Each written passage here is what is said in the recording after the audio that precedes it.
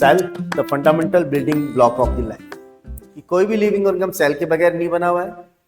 Bacteria एक cell का type है जिसमें कोई न्यूक्लियस नहीं है। प्लांट, फंगी और एनिमल सेल्स, इनमें न्यूक्लियस होता है। जिस तरह से एक बिल्डिंग के अंदर ब्रिक्स एक मेन यूनिट होती है जिसकी वजह से पूरा बिल्डिंग बनता है, उसी तरह हमारी बॉडी मीन्स लिविंग ऑर्गेनिज्म्स की जो बॉडी होती है, उनका बॉडी डिजाइन सेल से मिलकर बना होता है। सेल में सारे फंक्शन कंडक्ट होते हैं, इसलिए सेल को हम स्ट्रक्चरल, मतलब हमारी पूरी बॉडी इससे मिलकर बनी हुई है, भले वो यूनिसेल हो या मल्टी सेल हो। और फंक्शनल यूनिट है बिकॉज सारे के सारे जो मेटाबॉलिज्म होता है, जिंदा रहने के लिए जितनी भी लिविंग ऑर्गेनिज्म्स केमिकल प्रोसेस करते हैं, जैसे डाइजेशन है, एक्सक्रिएशन है, रिप्रोडक्शन है, ग्रोथ है, रेस्पॉन्सेस है, ये सब कुछ because of this cells. Cell 1665 के अंदर रॉबर्ट हुक नामक साइंटिस्ट ने एक डिस्कवर किया। उसने ऑब्जर्व किया हनी कॉम लाइक कंपार्टमेंट्स, जिनको उन्होंने सेल बोला। इनमें सेल कॉर्क सेल थी। कॉर्क सेल एक प्लांट सेल की डेड सेल्स है, बट सबसे बड़ी कि ये सेल जो डिस्कवर की गई थी वो लाइव सेल नहीं थे, ये डेड सेल्स थे। इस डेड सेल्स की डिस्कवरी के होने के बावजूद भी रॉबर्ट हुक 1665 के अंदर इनको एक ग्रेट कंट्रीब्यूशन के लिए इस चीज को ऑनर किया। लाइव सेल की डिस्कवरी एंटनी वॉन लीवेनहॉक ने करी। इनके कुछ दिनों बाद 1673 के अंदर अपने एक एडवांस माइक्रोस्कोप के थ्रू, और वो जो सबसे पहले सेल जो लाइव सेल डिस्कवर की गई थी वो थी एक बैक्टीरिया। सेल का टाइप किस बेसिस पर? हमने सेल का टाइप लिया हुआ है न्यूक्लियस बेसिस पर। न्यूक्लियस क्या है?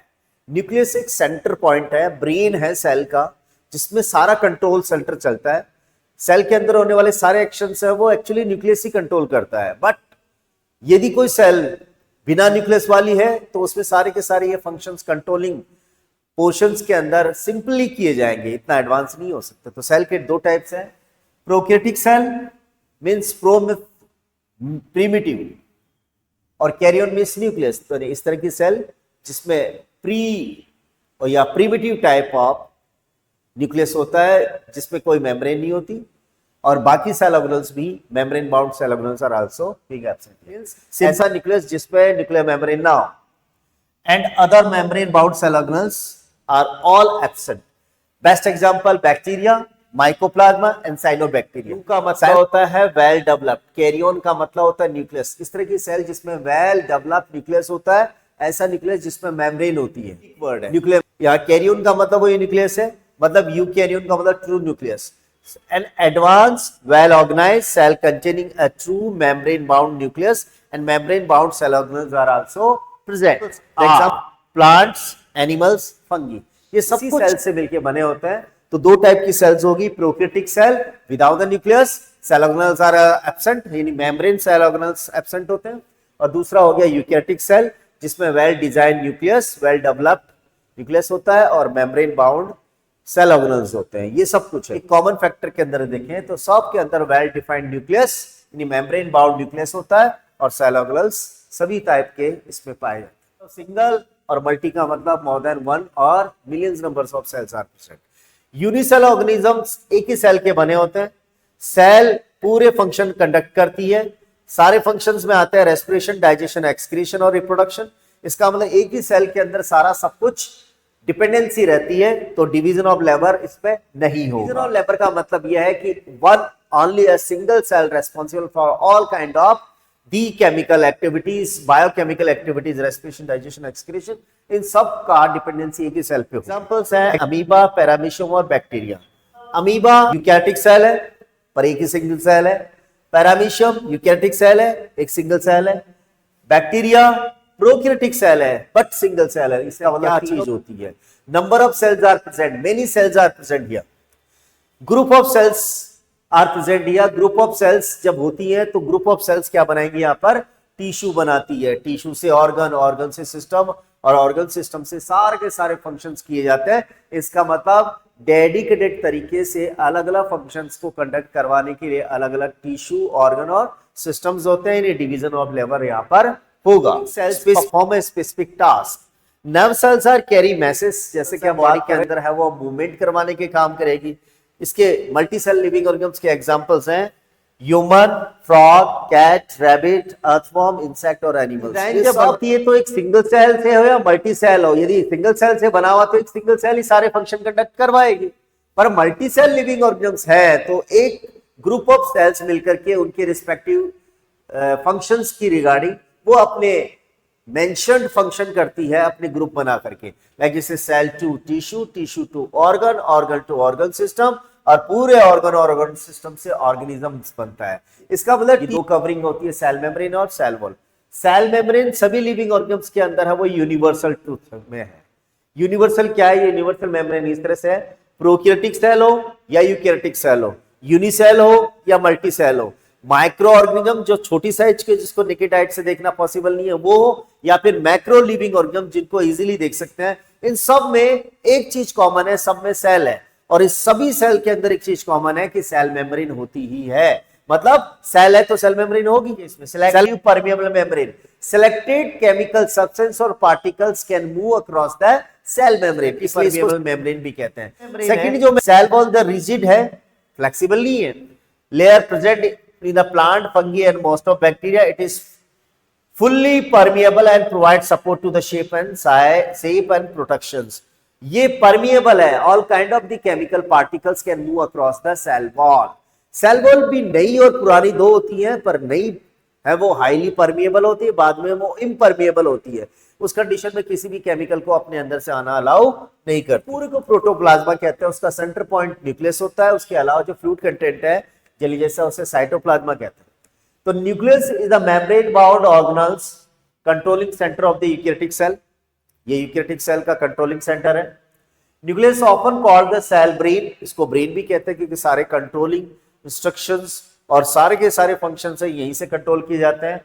इसे हाउस ऑफ जेनेटिक मटेरियल और डीएनए भी कहते हैं। रीजन, क्योंकि इसमें जो जेनेटिक मटेरियल होता है विल डिसाइड जब सेल बनेगी तो उसमें कौन से फंक्शन किस तरह से किए जाएंगे। इनकी पुरानी सेल से नई सेल के बीच में जो एक केमिकल मैसेज बना रहता है, जेनेटिक मैसेज बना रहता है, वो इस न्यूक्लियस की वजह से ही होता है। Cytoplasm is the gelatinous semi fluid substance that fills the inside of the cell and enclosed by the cell membrane. ये सेल की बात चल रही है, सेल वाला ये पोर्शन है, इसके अंदर सेल अलग आ गए, ये आ गया इसका न्यूक्लियस, ठीक है। इस न्यूक्लियस को यदि छोड़ दिया जाए तो चारों तरफ है साइटोप्लाज्मा, ये साइटोप्लाज्मा। इस साइटोप्लाज्मा के अंदर बीच बीच में है वो सेल ऑर्गेनल्स होते हैं, सेल ऑर्गेनल्स। सेल ऑर्गेनल्स का मतलब compartments of the cytoplasm. Mitochondria अलग काम करेगा, गोल्गी एपिटस, वैक्यूल, ये सब कुछ कंपार्टमेंट है, सेल ऑर्गेनल्स के नाम से जानते हैं। बाकी जो साइटोप्लाज्मा का फ्लूइडी कंटेंट रह गया है उसको बोलते हैं साइटोस्केलेटन।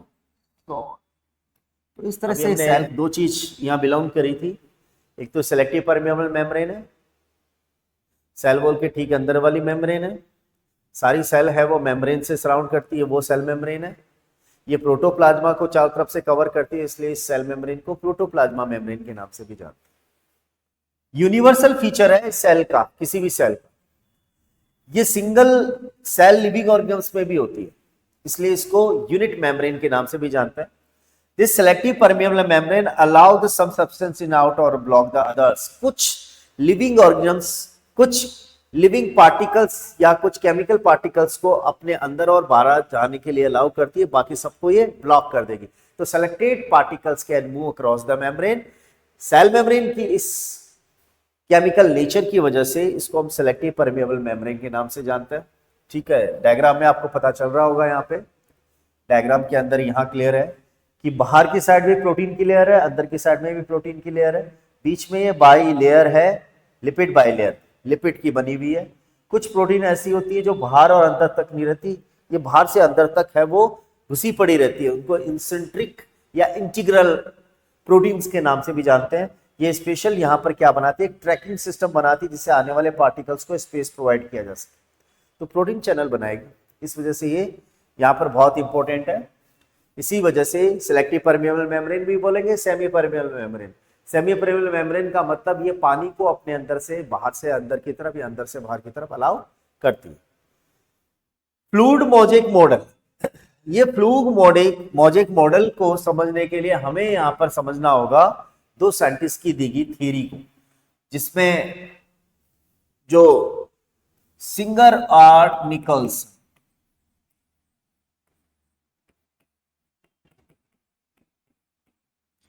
ये साइंटिस्ट थे जिन्होंने एक थ्योरी दी थी, सिंगर एंड निकोल्सन थ्योरी के नाम से भी जानते हैं इसको।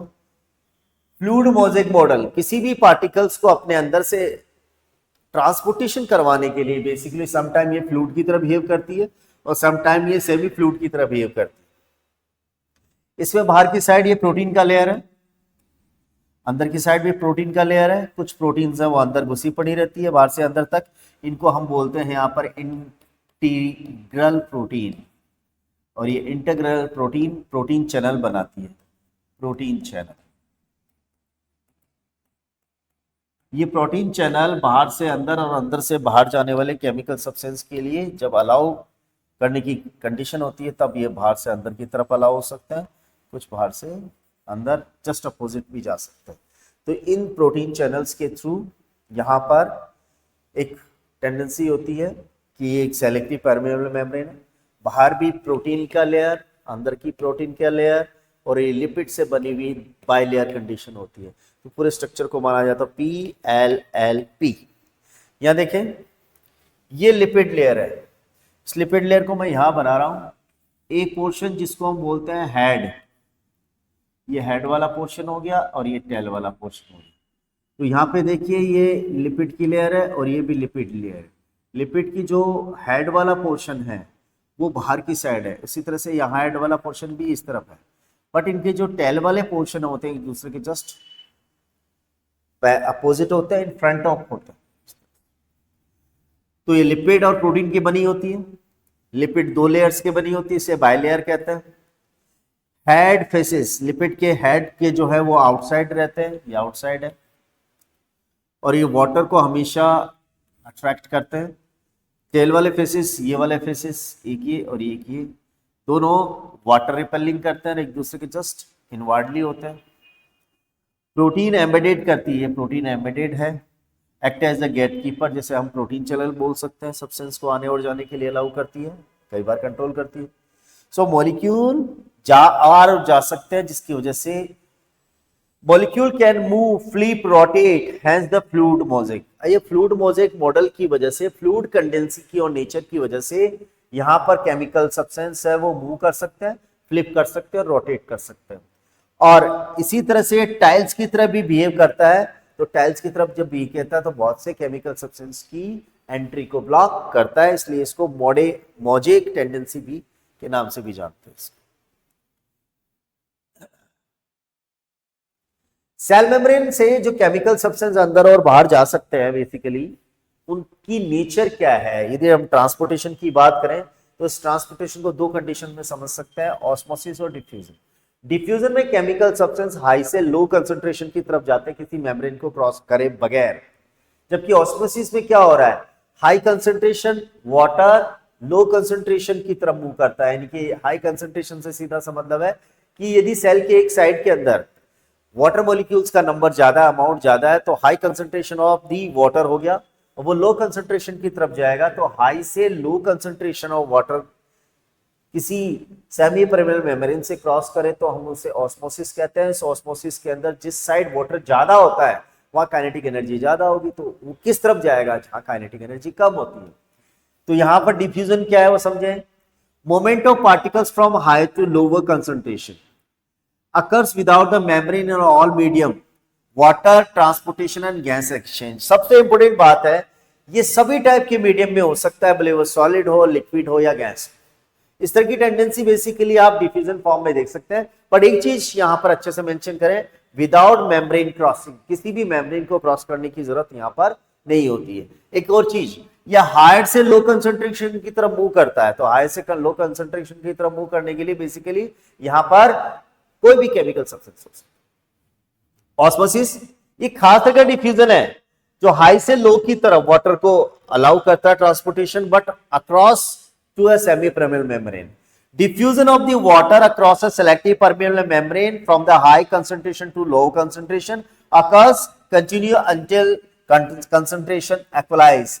जब तक सपोज कीजिए ये एक एरिया है सेल का, यहां पर वाटर का जो मॉलिक्यूल नंबर ज्यादा है, प्योर वाटर है, और ये इस मेम्ब्रेन को क्रॉस करते हुए दूसरी साइड जा रहा है, तो यहां पर जितने भी वाटर मॉलिक्यूल्स है उनका नंबर ज्यादा होने की वजह से काइनेटिक एनर्जी ज्यादा होगी, ये हाई से लो की तरफ जाएगा इस केमिकल कंसंट्रेशन के डिफरेंस की वजह से। तो हाई से लो की तरफ कोई भी केमिकल जाता है किसी मेम्ब्रेन को क्रॉस करते हुए तो इसे कंसंट्रेशन ग्रेडियंट कहते हैं। यहां पर ही कंसंट्रेशन ग्रेडियंट किसी मेम्ब्रेन के क्रॉस में से नहीं जा रहा है। तो इस तरह से वाटर और डिफरेंट उसके साथ साथ different kind of the chemical substance move कर सकते हैं। ऑस्मोसिस कहलाता है, डिफ्यूजन में ओनली केमिकल सब्सटेंस मूव कर सकता है, किसी भी मीडियम में हो सकता है, बट यहां पर कोई भी मेम्ब्रेन क्रॉस नहीं है।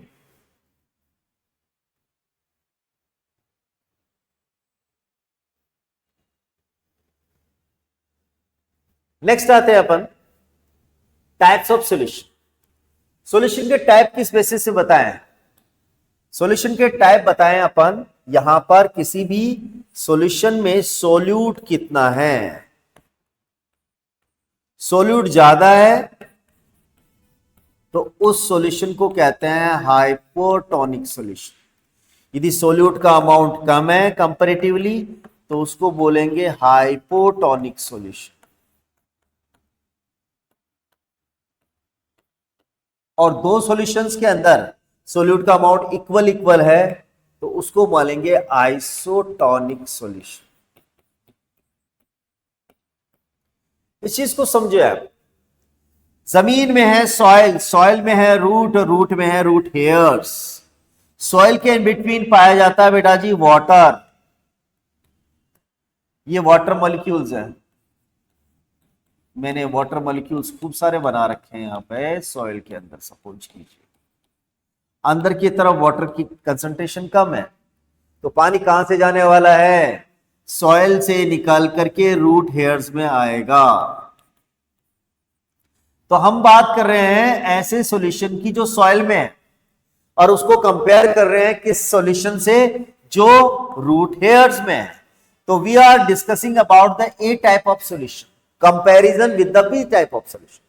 सो ए टाइप ऑफ सॉल्यूशन के अंदर सोल्यूट का अमाउंट ज्यादा है तो इसको हम हाइपरटोनिक, कंपैरेटिवली इससे कम है या सोल्यूट का अमाउंट तो इसको हम बोलेंगे हाइपोटोनिक। और दोनों जगह पर यदि सोल्यूट का अमाउंट इक्वल है तो उसे आइसोटोनिक सॉल्यूशंस के नाम से जानते हैं।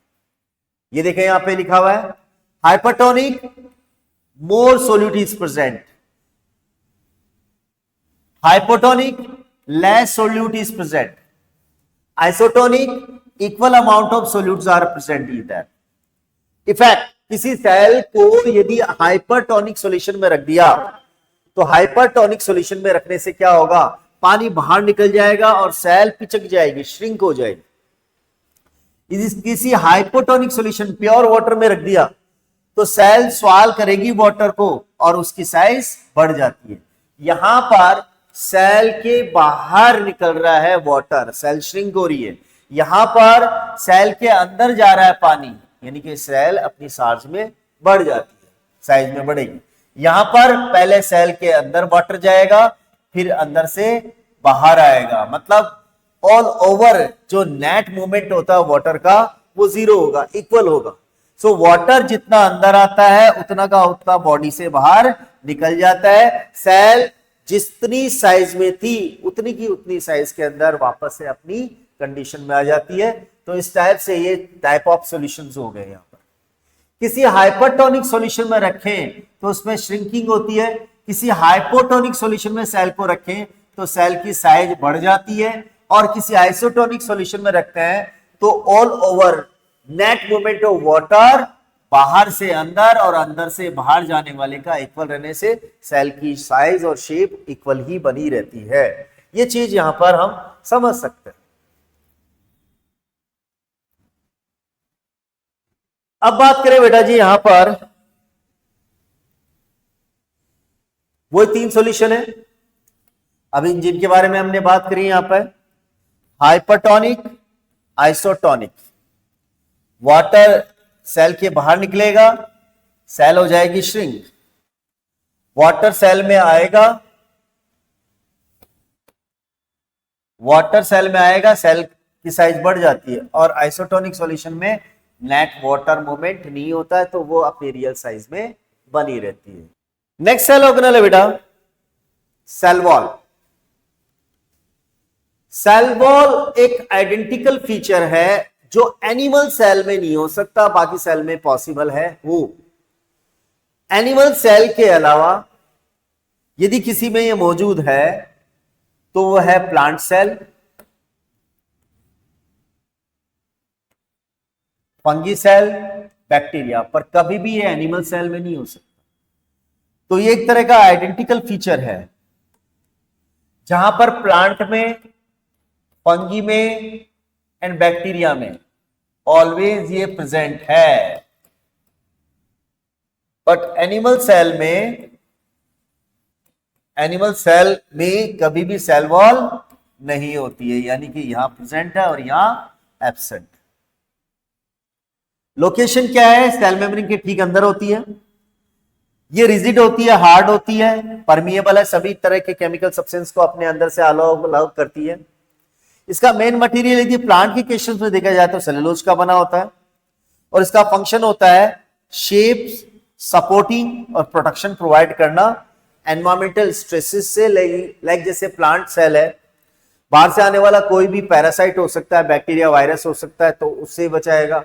किसी तरह का मैकेनिकल स्ट्रगल यदि किसी सेल को करना पड़े तो उससे भी बचाएगा, शेप और साइज को भी मेंटेन करेगा। ये रिजिड है, इसलिए सेल की शेप बनी रहती है। बट हम एक साइड में एनिमल सेल की बात करें तो वहां थोड़ा सा इसका स्ट्रगल करना पड़ता है सेल वॉल की एब्सेंसी होने की वजह से। बाकी बहुत सी ऐसी चीजें जो सेल वॉल की जगह लेकर के उस चीजों को अच्छे से क्लियर कर सकती है। ये हमने क्लियर कर ही लिया।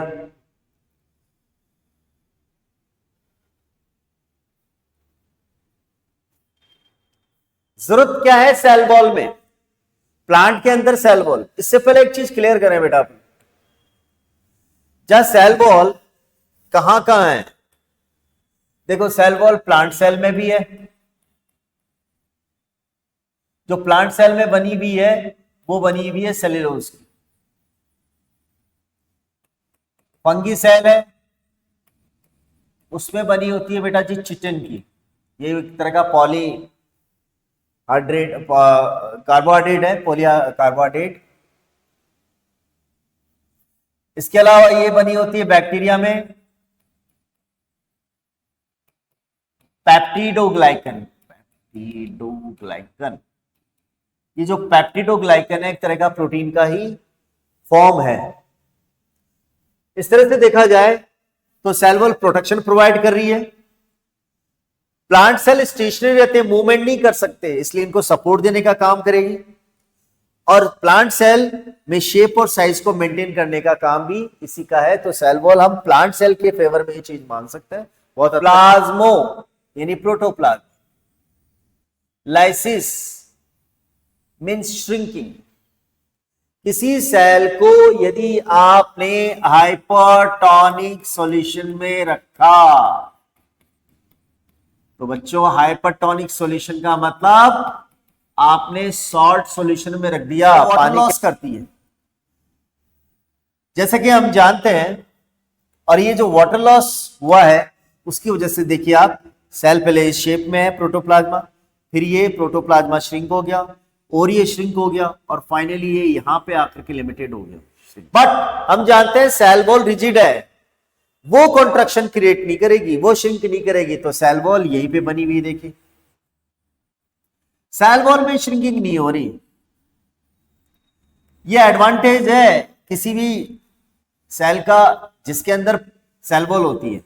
सेल वॉल बाहर ही रह गई, बट प्रोटोप्लाज्मा श्रिंक हो गया और जो पानी बाहर निकला है वो इस सेल वॉल और इस प्रोटोप्लाज्मा के बीच में जो गैप है उसमें इकट्ठा हो गया। इस सेल में से जो पानी बाहर आता है तो उसको हम बोलते हैं एक्सोऑस्मोसिस।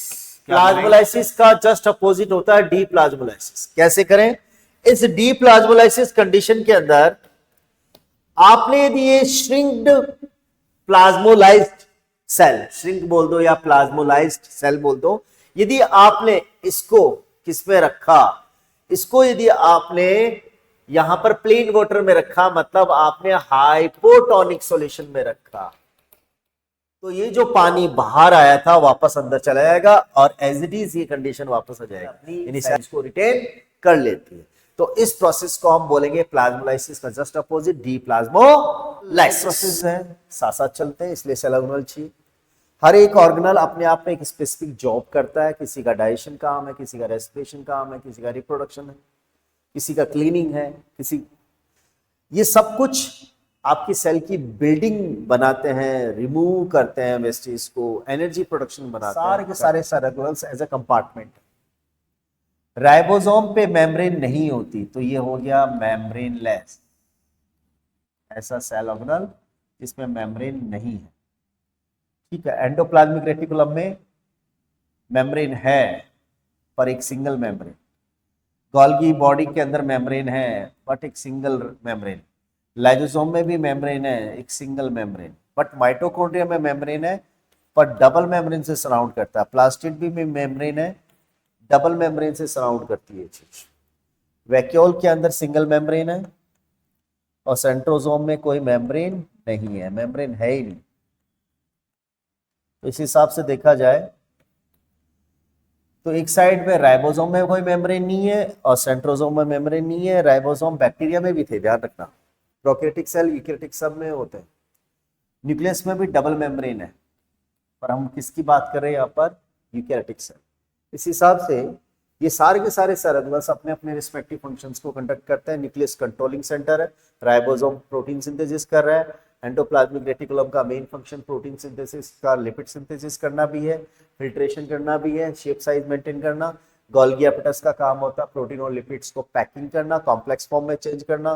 लाइसोसोम एंजाइम से भरी हुई सैंग्स हैं, बैग्स हैं, जो डाइजेशन और क्लीनिंग करने का काम करता है। माइटोकॉन्ड्रिया एनर्जी प्रोडक्शन करवा रही है, प्लास्टिड्स है वो प्रोटीन सिंथेसिस, फूड स्टोरेज करवा रहा है, वैक्यूल क्लीनिंग के साथ साथ फूड स्टोरेज और डिफरेंट काइंड ऑफ केमिकल को स्टोर करवा रहा है। सेंट्रोसोम्स है, यहाँ पर सेल का डिवाइडिंग एपरेटस होते हैं। सबसे पहला कंपार्टमेंट ले लेते हैं अपन, न्यूक्लियस।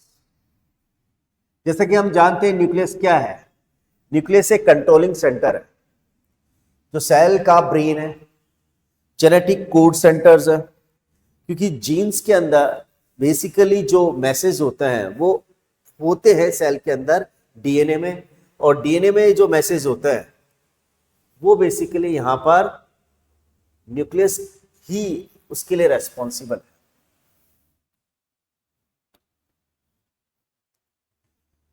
न्यूक्लियस का हम बेसिक स्ट्रक्चर पढ़े अपन सबसे पहले। इसमें दो मेम्ब्रेन है, एक बाहर वाली मेम्ब्रेन है, double membrane surrounded cell organelle है न्यूक्लियस, और एक है अंदर मेम्ब्रेन। तो outer membrane and inner membrane, there are two membranes by which nucleus are surrounded, covered. Nucleus के बाहर की तरफ होता है साइटोप्लाज्मा, और न्यूक्लियस में भरा होता है न्यूक्लियोप्लाज्मा।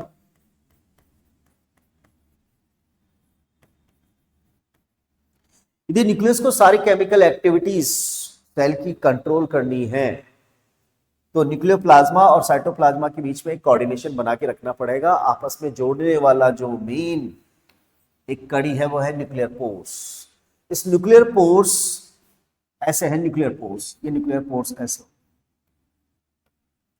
ये न्यूक्लियर पोर्स खास तरह की प्रोटीन से कवर करते हैं, और ये प्रोटीन कभी ये न्यूक्लियर पोर्स ओपन करके रखते हैं, कभी बंद करके रखते हैं। तो कब कोई केमिकल सब्सटेंस सेल के अंदर या बाहर जाने वाला है, हु विल डिसाइड या nuclear pores. Chromatin network condense, chromatin network है वो बहुत ही ज्यादा फाइन नेटवर्क है जेनेटिक मटेरियल्स का, जो बना होता है डीएनए और जीन्स का।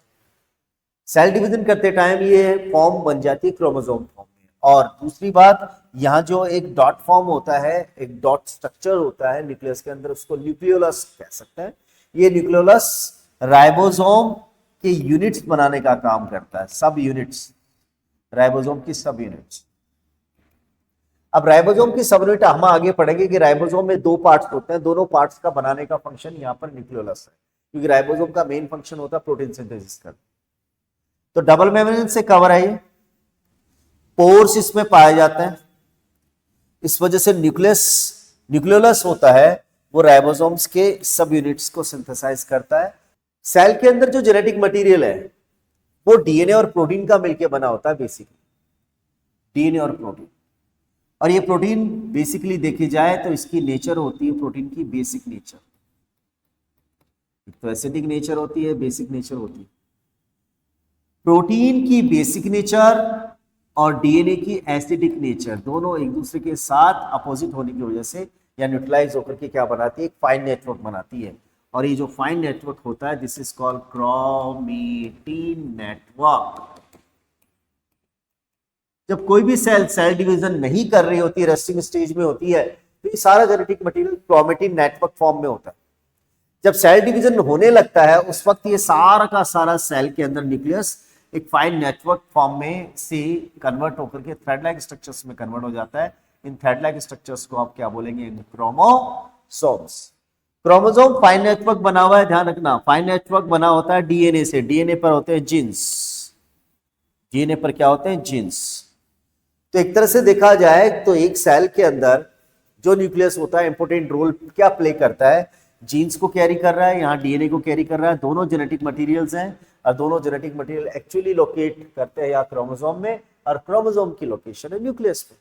तो एक तरह से कंट्रोलिंग सेंटर है। तीन काम हो गए, ये सेल का ब्रेन पोर्शन है न्यूक्लियस, दूसरा जेनेटिक मैसेज को कैरी करता है, तीसरा जब भी कभी कोई कोड होता है तो वो कोड एक्चुअली स्टोर किया जाता है न्यूक्लियस के फॉर्म में। यहां पर हम क्या बात करें, प्रोकैरियोटिक सेल में तो न्यूक्लियस है ही नहीं, बट न्यूक्लियस नहीं होने के बावजूद भी उसमें क्या है, डीएनए है। डीएनए नंगा पड़ा हुआ है, नेकेड फॉर्म में है। एक सेल है और इसको डायग्राम के थ्रू अपन ये चीज समझे। यहां पर सपोज कीजिए ये सेल है और इस सेल के अंदर यदि ये डीएनए इस तरह से पड़ा हुआ है तो डीएनए पर कोई भी मेम्ब्रेन है ही नहीं। यदि डीएनए पे मेम्ब्रेन होती तो डीएनए प्लस प्रोटीन होकर के वो न्यूक्लियस हो जाता। पर बैक्टीरिया के अंदर क्या है, बैक्टीरिया में सारा का सारा डीएनए साइटोप्लाज्मा में सस्पेंडेड है। तो न्यूक्लियस तो नहीं है, न्यूक्लियस जैसा तो कुछ है। जो न्यूक्लियस जैसा है वो सेल के सारे फंक्शंस को कंट्रोल किए हुए हैं। इसलिए इस तरह के प्रिमिटिव न्यूक्लियस को हम न्यूक्लियोइड कहते हैं। और इस पे कोई मेम्ब्रेन ये नहीं है, इस पे न्यूक्लियर मेम्ब्रेन नहीं होती, तो एक तरह से हम मान सकते हैं कि बैक्टीरिया में न्यूक्लियोइड होता है, न्यूक्लियस नहीं होता है। एक नॉन डिवाइडिंग सेल के अंदर क्रोमोसोम बहुत ही कम नजर आते हैं, आपको फाइन नेटवर्क नजर आएगा, फाइन नेटवर्क नजर आएगा। पर जब सेल डिवाइड करती है तो मोटे फॉर्म में रोड शेप में क्रोमोसोम्स नजर आते हैं। ये विजिबिलिटी उस सेल में डिवीजन के दौरान ही हो सकती है। टाइनी स्ट्रक्चर है राइबोसोम्स, ये फ्री फॉर्म में भी हो सकते हैं साइटोप्लाज्मा में, और अटैच फॉर्म में भी हो सकते हैं। यदि फ्री फॉर्म में होंगे तो साइटोप्लाज्मा में बिखरे पड़े रहेंगे, यदि अटैच फॉर्म में होंगे तो एंडोप्लाज्मिक रेटिकुलम में भी पड़े रह सकते हैं। इनका मेन फंक्शन होता है प्रोटीन सिंथेसिस करना, प्रोटीन बनाना। अलग अलग सब यूनिट्स होती हैं, जब तक ये दोनों सब यूनिट्स आपस में जुड़ नहीं जाए तब तक प्रोटीन सिंथेसिस नहीं हो सकता। राइबोसोम की सब यूनिट्स का फॉर्मेशन होता है न्यूक्लियोलस में। राइबोसोम के दो टाइप्स हैं, किस बेसिस पे रखा गया है, on the basis of sedimentary coefficient. एक तरह की यूनिट है, इसे स्वेजबर्ग यूनिट के नाम से जानते हैं। ये क्या डिसाइड करती है कि किसी भी राइबोसोम का साइज क्या और डेंसिटी क्या है। साइज और डेंसिटी को नापने के लिए राइबोसोम के अंदर एक यूनिट डिसाइड की गई है। राइबोसोम में जो यूनिट यहाँ पर हम इसकी साइज और डेंसिटी को नापने के लिए यूज करते हैं उसे सेडिमेंट्री कोएफिशिएंट कहते हैं। जिस साइंटिस्ट ने इसको डिस्कवर किया था उसका नाम था स्वेजबर्ग, इसलिए उसके नाम पर एस यूनिट के नाम से रखते हैं। इस हिसाब से राइबोसोम दो टाइप के हो गए, 70S and 80S ribosome. 70S ribosome है वो प्रोकैरियोटिक राइबोसोम है। प्रोकैरियोटिक क्यों बोला, क्योंकि मेनली ये पाया जाता है राइबोसोम्स, मेनली ये पाया जाता है किसमें, बैक्टीरिया सेल में। तो बैक्टीरिया सेल में होगा। और यूकैरियोटिक राइबोसोम जो होता है, यूकैरियोटिक राइबोसोम, और ये यूकैरियोटिक राइबोसोम्स हैं वो यूकैरियोट्स के अंदर साइटोप्लाज्मा में जैसे एंडोप्लाज्मिक रेटिकुलम में साइटोप्लाज्मा में सरेंडेट करती है। इनकी सब यूनिट तो अलग अलग है। Prokaryotic ribosome 30S and 50S सब यूनिट से मिलकर बना होता है, और eukaryotic ribosome 60S and 40S types of 30 सब यूनिट से मिलकर बना होता है। जब दोनों असेंबल हो जाते हैं तो दोनों का एक ही कॉमन फंक्शन है, प्रोटीन सिंथेसिस करना। 70s राइबोसोम को हम प्रोकैरियोटिक राइबोसोम कहते हैं। ये प्रोकैरियोटिक राइबोसोम बैक्टीरिया में होगा। साथ के साथ ये प्रोकैरियोटिक राइबोसोम्स हैं वो माइटोकॉन्ड्रियल राइबोसोम में भी होगा और क्लोरोप्लास्ट राइबोसोम की फॉर्म में भी होगा। तो प्रोकैरियोटिक राइबोसोम ओनली बैक्टीरिया में हो ये जरूरी नहीं है। ये माइटोकॉन्ड्रिया में जो राइबोसोम है वो भी 70s टाइप का है, इसलिए माइटोकॉन्ड्रियल राइबोसोम को भी प्रोकैरियोटिक राइबोसोम बोलेंगे। और क्लोरोप्लास्टिडियल राइबोसोम आल्सो कॉल्ड 70s, इसलिए का मतलब माइटोकॉन्ड्रिया क्लोरोप्लास्ट दोनों में जो राइबोसोम होता है वो 70s राइबोसोम है और उनको हम प्रोकैरियोटिक राइबोसोम कहते हैं। डेफिनेटली बैक्टीरिया में तो है ही है। 80s राइबोसोम ये बड़ा साइज में है क्योंकि इसका शेप और डेंसिटी ज्यादा है। ये साइटोप्लाज्मा में फ्री फॉर्म में भी हो सकता है और अटैच फॉर्म में भी हो सकता है। जो अटैच फॉर्म है वो एंडोप्लाज्मिक रेटिकुलम पे होने की वजह से उसे रफ एंडोप्लाज्मिक रेटिकुलम या ग्रेनुलर एंडोप्लाज्मिक रेटिकुलम के नाम से जानते हैं। जितनी भी 80s राइबोसोम है वो प्लांट्स में होंगे, एनिमल्स में होंगे और फंगी में होंगे, क्योंकि ये सब कुछ प्रोकैरियोटिक सेल है, सॉरी यूकैरियोटिक सेल है। और यूकैरियोटिक सेल में जो राइबोसोम होता है वो या तो वो होगा आपका साइटोप्लाज्मा में बिखरा हुआ या अटैच फॉर्म में। पर माइटोकॉन्ड्रिया क्लोरोप्लास्ट में होगा तो उसको प्रोकैरियोटिक बोलेंगे, बट साइटोप्लाज्मा और एंडोप्लाज्मिक रेटिकुलम में यदि प्लांट्स, एनिमल और फंगी में होगा तो उसे 80s राइबोसोम कहते हैं। दोनों का कॉमन फंक्शन है प्रोटीन सिंथेसिस करना। एक चीज यहां पर क्लियर करें बच्चा, क्या चीज क्लियर करें? हम बात करें यहां पर माइटोकॉन्ड्रिया के रिस्पेक्ट के अंदर। माइटोकॉन्ड्रिया हम यहां मेंशन कर देते हैं चीज को। माइटोकॉन्ड्रिया में जो राइबोसोम है वो 70s राइबोसोम, और वो भी क्या बनाएगा? प्रोटीन सिंथेसिस करे।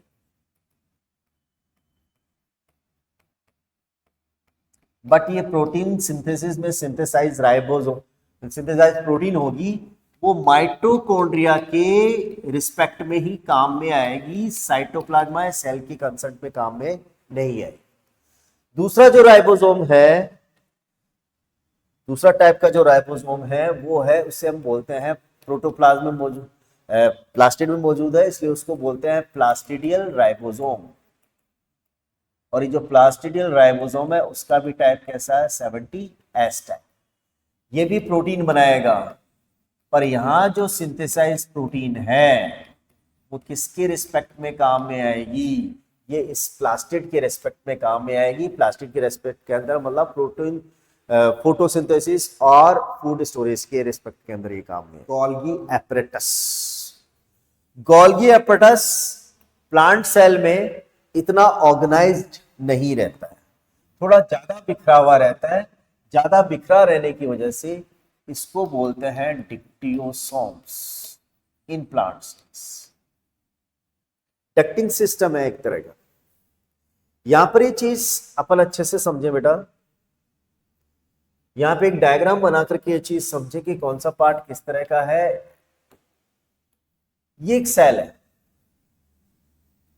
इस सेल के अंदर ये न्यूक्लियस और ये गोल्गी एपरेटस।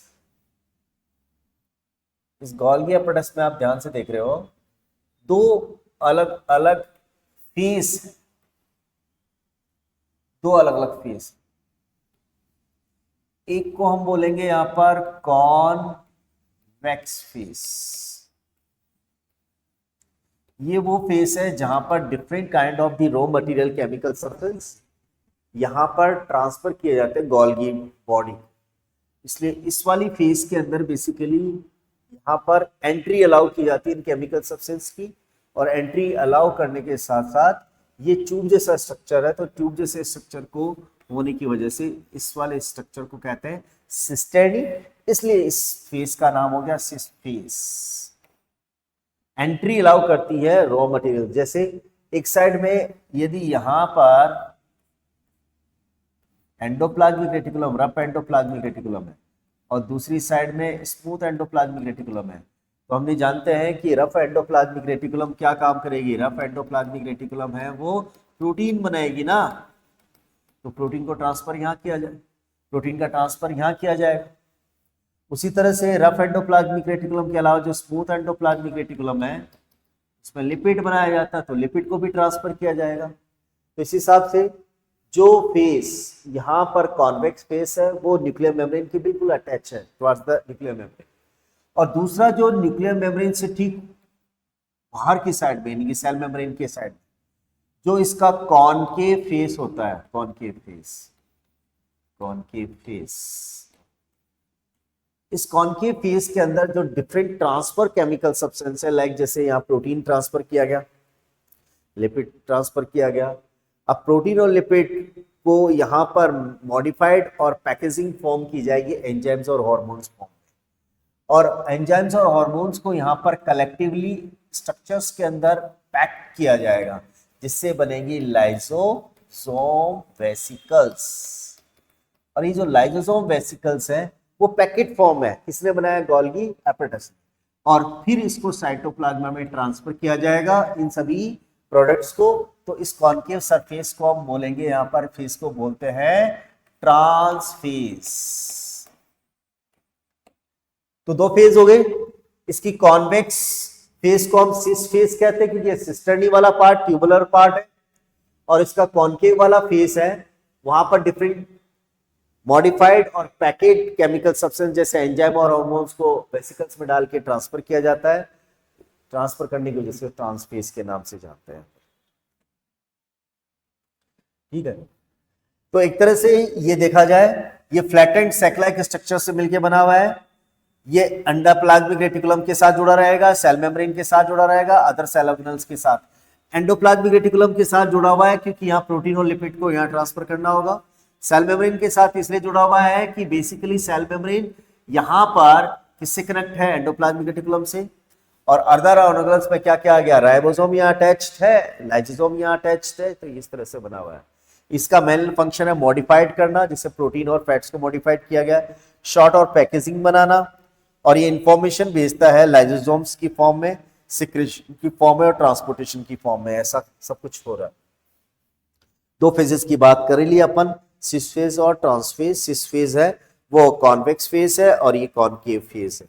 यहाँ पर पैकेट्स बना करके ट्रांसफर करने के लिए रेस्पॉन्सिबल है ये वाली फेज। तो इस तरह से यहाँ ये चीज कंडक्ट से बनी हुई थैलियां हैं, ये सेक्स लाइक स्ट्रक्चर्स हैं जो सेल के अंदर क्लीनिंग करवाने का काम करती है। इस क्लीनिंग करवाने वाले इस स्ट्रक्चर के अंदर आप देखिए एक मेम्ब्रेन है, सिंगल मेम्ब्रेन। ये सिंगल मेम्ब्रेन है, इसमें डिफरेंट हाइड्रोलाइटिक एंजाइम भरे हुए हैं। ये हाइड्रोलाइटिक एंजाइम वही एंजाइम है जो डाइजेशन करवाने के लिए रेस्पॉन्सिबल होते हैं, सेल की क्लीनिंग करवाने के लिए रेस्पॉन्सिबल है। लाइसोसोम को बनाएगा कौन? वेसिकल्स। वेसिकल्स कहां से ट्रांसफर हुए थे? गोल्गी एपरेटस से। तो गोल्गी एपरेटस एक्चुअली इसको सुसाइडल बैग क्यों बोलेंगे? सुसाइडल बैग इसलिए बोलते हैं कि बेसिकली समटाइम जो ओल्ड सेल हो जाती है ना, तो ये पूरा लाइसोसोम ब्लास्ट करके पूरी सेल को डिस्ट्रॉय कर देता है। माइटोकॉन्ड्रिया वो एक सेल ऑर्गेनल्स है जो डबल मेम्ब्रेन से सराउंडेड है, outer and inner. Outer membrane जो है वो स्मूथ है, कंटिन्यूअस है। इनर मेम्ब्रेन फोल्डेड से मिलके बनी हुई है। इन फोल्डेड को क्रिस्टी कहते हैं। क्रिस्टी पे स्पेशल टाइप के जो स्ट्रक्चर्स होते हैं, ये स्ट्रक्चर्स हैं, ये क्रिस्टी पे जो स्ट्रक्चर्स हैं उनमें एंजाइम भरे होते हैं और ये एंजाइम काम करवाते हैं रेस्पिरेशन का। इसमें एक लिक्विड भरा होता है, उस लिक्विड का नाम है यहां पर मैट्रिक्स।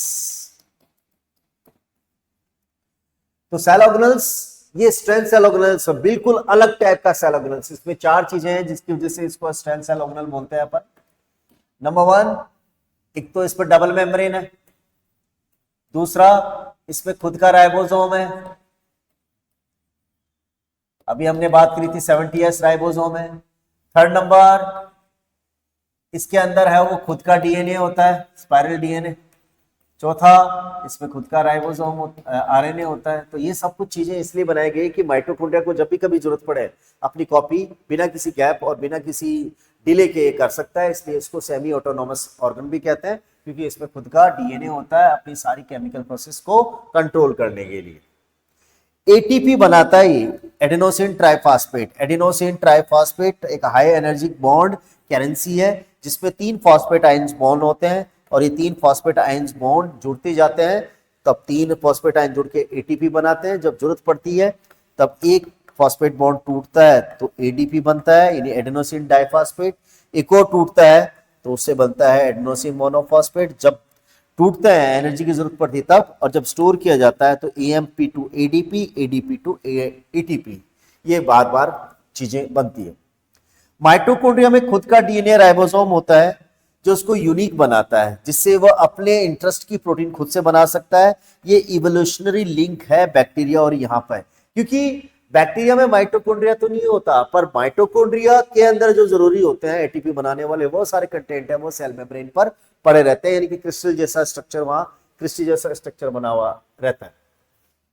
बैक्टीरिया के अंदर देखा जाए तो ये सेल मेम्ब्रेन है। सेल मेम्ब्रेन के ऊपर ये फिंगर लाइक प्रोजेक्शंस होते हैं, जैसे यहाँ पर ये क्रिस्टी फिंगर लाइक प्रोजेक्शंस हैं, वहां पर वो साइटोप्लाज्मा में बिखरे हुए हैं। तो यहाँ पर माइटोकॉन्ड्रिया में क्रिस्टी है, वहां पर साइटोप्लाज्मा में क्रिस्टी है। माइटोकॉन्ड्रिया तो नहीं है, पर माइटोकॉन्ड्रिया की एब्सेंसी के अंदर वहां पर ये जो फिंगर लाइक स्ट्रक्चर्स हैं जिनको मीजोजोम्स कहते हैं, वो बैक्टीरिया के एक्चुअली माइटोकॉन्ड्रिया है, क्योंकि माइटोकॉन्ड्रिया तो हो नहीं सकता क्योंकि प्रोकैरियोटिक सेल है। एक तरह से हम मान सकते हैं some of their own proteins hints the evolutionary link with the bacteria. ये चीज थोड़ा बैक्टीरिया को इवोल्यूशनरी लिंक मैच करवाती है बैक्टीरिया और अदर यूकैरियोटिक सेल्स के साथ। जैसे माइटोकॉन्ड्रिया में क्या स्ट्रेंथ चीजें थी, पहली बात इसके अंदर डबल मेम्ब्रेन है, एक बाहर वाली मेम्ब्रेन, एक अंदर वाली मेम्ब्रेन। इसमें खुद का डीएनए है, इसमें अपना खुद का डीएनए है, जैसे माइटोकॉन्ड्रिया में था, ये खुद का डीएनए, इसमें खुद का राइबोसोम है, इसमें खुद का आरएनए है। चार चीजें हो गई जो माइटोकॉन्ड्रिया से मैच करती है। वहां पर डबल मेम्ब्रेन थी, यहाँ पे भी डबल मेम्ब्रेन है, वहां पे भी डीएनए था जो इसके फ्लूइड कंटेंट में भरा होता है। इस फ्लूइड का नाम है यहाँ पर स्ट्रोमा। तो खुद का डीएनए है, इसमें खुद का राइबोसोम है, खुद का आरएनए और डबल मेम्ब्रेन सराउंड होने की वजह से माइटोकॉन्ड्रिया के बाद ये सेकंड स्ट्रेंथ सेल ऑर्गेनल है। ठीक है, इसके अंदर की तरफ stack of coins, sac like structures एक के ऊपर एक ऐसे रखे होते हैं, और इनमें खास तरह के स्ट्रक्चर्स हैं। इनको ग्रेनम कहते हैं, एक यूनिट को थैलेकॉइड कहते हैं। थैलेकॉइड में पाए जाते हैं पिगमेंट, और उन पिगमेंट्स में से खास पिगमेंट होता है क्लोरोफिल। और क्लोरोफिल आप जानते हैं कि क्लोरोफिल की प्रेजेंस की वजह से ही जितने भी प्लांट पोर्शंस होते हैं वो ग्रीन कलर के होते हैं, फोटोसिंथेसिस कंडक्ट करवाते हैं। टाइप्स पढ़े अपन, इसकी बात करें टाइप की, तो टाइप का मतलब क्या है वो चीज यहां पर रिस्पेक्ट करें। मेनली इसके तीन टाइप है, इस बात पे डिपेंड करता है कि उसमें पिगमेंट है या नहीं है। यदि पिगमेंट ग्रीन कलर का है तो उसको बोलते हैं क्लोरोप्लास्ट। यदि पिगमेंट ग्रीन कलर के अलावा अलग प्लांट्स का पिगमेंट का बना होता है उसे क्रोमोप्लास्ट कहते हैं, और कोई भी पिगमेंट नहीं होता उसे ल्यूकोप्लास्टिड कहते हैं। ल्यूकोप्लास्टिड क्यों जरूरी है? ल्यूकोप्लास्टिड कलरलेस होती है और ये फूड को स्टोर करने का काम करती है। यदि स्टार्च को स्टोर कर रही है, ऑयल को स्टोर कर रही है, प्रोटीन को स्टोर कर रही है, उसके हिसाब से उसके अलग अलग नाम रखे जा सकते हैं। पोटैटो एक ऐसा ही प्लांट पोर्शन है जिसमें कभी ग्रीन कलर था, पोटैटो ग्रीन कलर का था, पर जैसे जैसे उसके अंदर फूड स्टोरेज होने लगा तो उसका जो कलरफुल ग्रीन कलर का जो पिगमेंट था वो कन्वर्ट हुआ फिर कलरफुल में, और कलरफुल से वो कलरलेस के अंदर कन्वर्ट हो जाता है। तो सबसे पुराना है क्लोरोप्लास्ट, उसके बाद क्रोमोप्लास्ट, उसके फाइनली ल्यूकोप्लास्टिड बन जाता है। पोटैटो इसका best example. Chloroplast green colour का होता है जिसमें क्लोरोफिल पिगमेंट है। ये फोटोसिंथेसिस करवाने के लिए रेस्पॉन्सिबल है, फूड स्टोरेज किया जाता है। फूड स्टोरेज शुगर और स्टार्च फॉर्म में किया जाता है। क्रोमोप्लास्टिड येलो, ऑरेंज और रेड कलर के पिगमेंट से मिलकर बना होता है। ये फ्लावर और फ्रूट्स को कलरफुल अपीयरेंस प्रोवाइड करने के लिए होता है, जिससे इंसेक्ट को अट्रैक्ट किया जा सकते हैं। स्पेशली इंसेक्ट है वो पॉलन ग्रेन्स को एक जगह से दूसरी जगह ट्रांसफर करते हैं, और transfer of pollen grains from one flower to another, this is called pollination. ये एम्प्टी स्पेस, एम्प्टी स्पेस जिसका मेन फंक्शन होता है स्टोरेज करना। ये स्टोरेज वाटर भी हो सकता है, वेस्ट भी हो सकता है, फूड भी हो सकता है, गैस भी हो सकता है। इस पर एक मेम्ब्रेन होती है, सिंगल मेम्ब्रेन है, उसे टोनोप्लास्ट कहते हैं। इसके अंदर जो स्टोर मटेरियल भरा होता है उसे सेल सेप कहते हैं। ठीक है, प्लांट और एनिमल सेल के बीच में डिफरेंस देखा जाए तो प्लांट के अंदर 50 to 90% वॉल्यूम एक अकेली वैक्यूल ही कवर करके रखती है। तो यूज वैक्यूल किसी भी यदि प्लांट सेल में हैं तो प्लांट सेल का सबसे आइडेंटिकल फीचर हो सकता है। एनिमल सेल के अंदर वैक्यूल होती नहीं है, होती तो एक या दो ही होती है और वो भी छोटी छोटी होती है ना। तो एनिमल सेल के अंदर ये वैक्यूल नहीं होती, या होती तो बहुत छोटी छोटी होती है। प्लांट सेल में यूज वैक्यूल है और ये यूज वैक्यूल 50 to 90% वॉल्यूम को कवर करके रखती है। सबसे बड़ी वैक्यूल एक प्लांट सेल में हो सकती है। Vacuole is a membrane-bound cell organelles found in the cytoplasm of the cell. It consists of two main parts. Outer membrane tonoplast भरा हुआ लिक्विड होता है तो उसे सेल सेप कहते हैं। ये प्लांट सेल और एनिमल सेल के बीच में डिफरेंस किया गया है। प्लांट सेल में एनिमल सेल बड़ी होती है, 50 to 90% वॉल्यूम ऑक्यूपाई करती है। एनिमल सेल में छोटी होती है। प्लांट सेल में एक ही बड़ी होती है, समटाइम ये प्रेजेंट हो सकती है, एक या दो ही हो सकती है। इनकी सेलेक्टिव परमियम मेम्ब्रेन जैसे सेल मेम्ब्रेन की कंडेंसी है, वहां पे भी सेम टू सेम ऐसा ही है। ये वाटर, मिनरल्स और शुगर वेस्टिंग को कंट्रोल करती है, या टेम्परेरी मटेरियल को स्टोर करती है एनिमल्स के अंदर, ठीक है। और सेल के अंदर प्रेशर को मेंटेन करना बेसिकली इस वैक्यूल का ही मेन फंक्शन होता है। वो उसका आइडेंटिकल फीचर है, क्योंकि किसी भी प्लांट सेल के अंदर ये नहीं हो सकता। तो this is called identical feature of any animal cell. किसी भी एनिमल सेल का ये बहुत ही आइडेंटिकल फीचर है, ठीक है। एक सेंट्रोजोम में दो ग्रेनुलर स्ट्रक्चर्स होते हैं, उनको बोलते हैं सेंट्रियोल्स। सेंट्रियोल्स किसी भी न्यूक्लियस में बिल्कुल ऊपर रहता है। अपन देखें पहले, यहां पे ये सेल है, ये सेल का न्यूक्लियस है और इस सेल के ऊपर न्यूक्लियस पे दो सेंट्रियोल्स है। ये सेंट्रियोल एक दूसरे के परपेंडिकुलर रहती है, ध्यान रखना इस बात, एक दूसरे के 90 डिग्री पे, 90 डिग्री पे रहती है, जनरली एक साथ रहेगी। जब भी सेल डिवीजन करना होगा उस वक्त ये अपोजिट डायरेक्शन में जाती है। जैसे यहाँ पर अपोजिट डायरेक्शन में पहुंच गई। अपोजिट डायरेक्शन में जाने के बाद इनसे निकलते हैं स्पेशल टाइप के स्पिंडल फाइबर्स, प्रोटीन के बने हुए स्पिंडल फाइबर्स बनते हैं। क्रोमोसोम सारे एक लाइनअप पे आ जाते हैं। क्रोमोसोम्स के इन जो थ्रेड लाइक स्ट्रक्चर्स बन जाते हैं उन पर ये स्पिंडल फाइबर्स अटैच कर जाते हैं और अटैच करके क्रोमोसोम को डिवाइड कर देते हैं। स्पेशली सेल डिवीजन के दौरान ये इंपॉर्टेंट रोल प्ले करते हैं। ये मेम्ब्रेन लेस है, एनिमल सेल में मिलता है, स्पिंडल फाइबर्स बनाता है, प्रॉपर क्रोमोसोम के सेपरेशन के लिए रेस्पॉन्सिबल है, इसलिए एक लिमिट तक ही ग्रोथ कर सकती है। सेल में जब ग्रोथ हो जाती है उसके बाद उस पर डिसबैलेंसी क्रिएट हो जाती है। स्पेशली साइटोप्लाज्मा और न्यूक्लियोप्लाज्मा के बीच में एक बैलेंस बना हुआ है और ग्रोथ होती है न्यूक्लियोप्लाज्मा में नहीं, साइटोप्लाज्मा में। तो साइटोप्लाज्मा यदि बड़ा हो जाएगा, साइज में बड़ा हो जाएगा, तो न्यूक्लियस उसको कंट्रोल नहीं कर पाएगा। उस कंडीशन में उस सेल को डिवाइड होना पड़ेगा। एग्जांपल, स्किन हील करती है आफ्टर कटिंग और न्यू हेयर ग्रो करते हैं इस तरह से। क्या रीजन हो सकता है सेल का? एक तो सेल ग्रो कर जाती है, एक लिमिट के बाद ग्रो नहीं कर पाती, उसमें ग्रो करने के बाद साइज बढ़ जाती है, इसलिए सेल डिवीजन जरूरी है। पुरानी सेल को रिप्लेस करने के लिए सेल डिवीजन जरूरी है। एक सेल ओल्ड होने के बाद नई सेल बनानी जरूरी है, और कोई इंजरी होती है उस वक्त भी सेल डिवीजन करना जरूरी होता है। सेल डिवीजन एक प्रोसेस है जिसमें एक सेल डिवाइड होकर के अपनी नई सेल बना है। अब ये सेल डिवाइड कर रही है, इसने बहुत सारी सेल बना ली, ठीक है। पुरानी सेल को हम बोलेंगे मदर सेल और नई सेल को हम बोलेंगे डॉटर सेल्स। दूसरी एक और सेल देखें, यही यदि कोई दूसरी सेल हो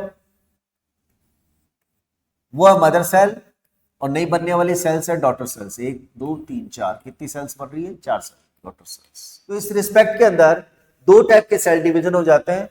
यहां पर मदर सेल और डॉटर सेल के बीच में नंबर ऑफ क्रोमोसोम सेम है।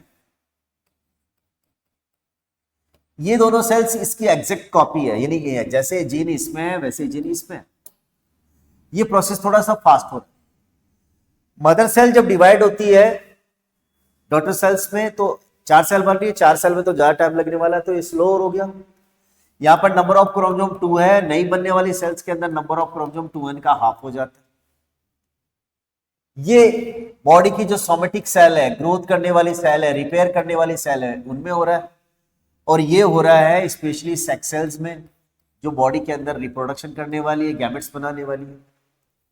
इस डिवीजन का नाम है इस डिवीजन का नाम है माइटोसिस और इस डिवीजन का नाम है मियोसिस। माइटोसिस एक ही बार में होने वाला प्रोसेस है, कोई 2 फेजेस में नहीं होता। ये मदर सेल्स हैं, डिवीजन करने के लिए तैयार है और उन्होंने 2 डॉटर सेल्स बना दी। मदर सेल्स के अंदर नंबर ऑफ क्रोमोसोम 2 हैं। जैसे कोई मदर सेल है और वो डिवाइड होकर डॉटर सेल बना रही है, तो हमारी बॉडी के अंदर नंबर ऑफ क्रोमोसोम 46 होते हैं। तो जो नई बनने वाली सेल्स 2 हैं उनमें भी 46 क्रोमोसोम ही होगा। ठीक है।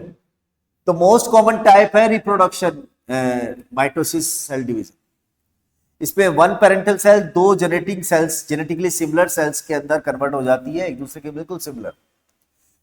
सेम नंबर ऑफ क्रोमोसोम होते हैं, सेम डीएनए होते हैं, सेम नंबर ऑफ क्रोमोसोम होने की वजह से ये जो नई 2 सेल बनी है वो बिल्कुल डिट्टो कॉपी होगी अपने मदर सेल्स की।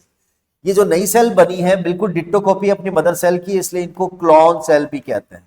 क्लोन सेल्स को क्लोन सेल्स, नए बने डीएनए को क्लोन डीएनए, नए बने जीन्स को क्लोन जीन्स के।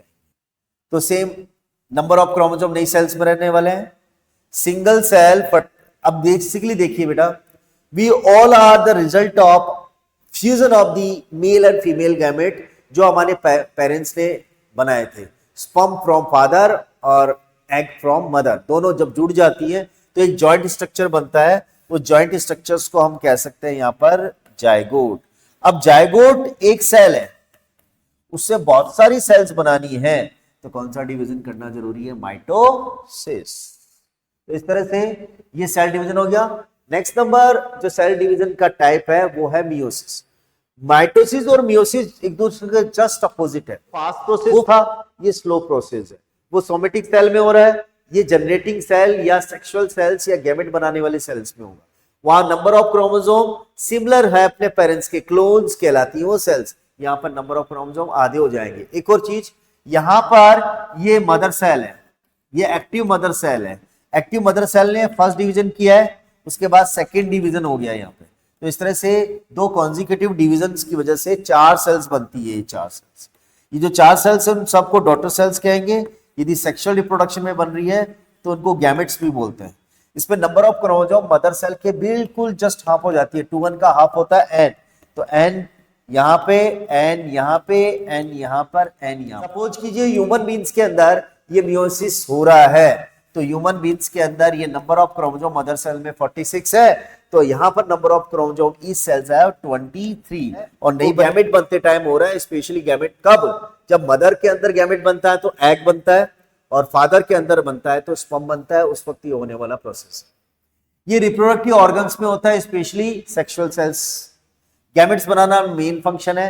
स्पर्म और एग सेल प्लांट्स के अंदर है, वो पॉलिगेंस के अंदर ये बनाया जाता है। मियोसिस 2 कॉन्जिक्यूटिव डिविजन्स की वजह से बनता है। एक फर्स्ट डिवीजन फर्स्ट हो गया, डिवीजन सेकंड हो गया। डिवीजन फर्स्ट और डिवीजन सेकंड। डिवीजन फर्स्ट में 2 इक्वल सेल्स बनती हैं, उसके बाद 4 सेल्स बनती है। तो इस तरह से 2 लगातार डिवीजन जब ग्रो करती है, डिवाइड होती है, फंक्शन करने के बाद वो एक टाइम के बाद में डाइड हो जाती है। तो मर जाने के बाद उसको रिप्लेस किया जाता है नई सेल के साथ। इफ दिस गोज रॉन्ग, यदि कोई भी सेल जब डिवीजन कर रही है उस वक्त सपोज कीजिए कोई गड़बड़ हो जाए तो क्या हो? Cells do not die when they should. यदि कोई सेल बने और बनने के बाद कभी मरे ही नहीं तो वो कैंसर में कन्वर्ट हो जाती है, कैंसर में गांठें बनती है, उन्हें ट्यूमर्स कहते हैं। सेल्स डाई टू अर्ली, यदि पहले मर जाए तो वहां पर उसके फंक्शन लॉस कर जाएंगे और टिश्यू डैमेज हो जाएगा, उस टिश्यू को रिपेयर किया जाएगा। सेल डिवाइडिंग होती रहती है, उस पर एक कंट्रोलिंग फैक्टर काम करता है कि वो कभी इरेगुलर या अनकंट्रोल्ड सेल डिवीजन ना करें। कॉन्टैक्ट इनिबिशन होने से कभी भी कैंसर नहीं हो सकता। यदि किसी सेल के अंदर ये फिनोमेनन खत्म हो जाए तो उसकी सारी सेल ट्यूमर बनाने लग जाएगी और इस तरह से वो कैंसर कन्वर्ट हो सकता है। एनिमल्स के रिस्पेक्ट के अंदर ही बात करें, प्लांट्स के अंदर ये चीजें नहीं होती है। तो in most of animal cell division stops when they contact with the neighbour cells, this called the contact inhibition. Cancerous cells lose this contact inhibition phenomenon, so they divide uncontrolled or making the tumor-like structures। और tumour बनने पर ये चीजें basically cancer convert हो जाता है। Plants के अंदर कांटेक्ट इनिबिशन नहीं होता है। प्लांट्स के अंदर कांटेक्ट इनिबिशन नहीं होगा, एक सेल लिमिट पे जाकर के रिजिड हो जाती है, सेल डिवीजन नहीं करेगी, तो कैंसर होने के चांसेस प्लांट्स में नहीं है। कैंसर एक लार्ज ग्रुप है disease characteristics. Cancer is the large group of disease characterized by the uncontrolled growth of these spread and abnormal cells. यदि कोई सेल डिवीजन कर रही है, कॉन्टेक्ट इनहिबिशन लॉस कर चुकी है, अनकंट्रोल सेल डिवीजन हो रहा है, ट्यूमर बन रहा है, ट्यूमर जो बन रहा है वो दूसरी सेल के पास जाकर के फिर उसमें अनकंट्रोल सेल डिवीजन करवा रहा है, तो पूरी बॉडी के अंदर वो क्या क्रिएट कर देगा, ट्यूमर जैसी कंडीशन क्रिएट कर देगा। इस तरह से आपकी बॉडी में जितनी भी सेल्स है इन सब में ऐसा हो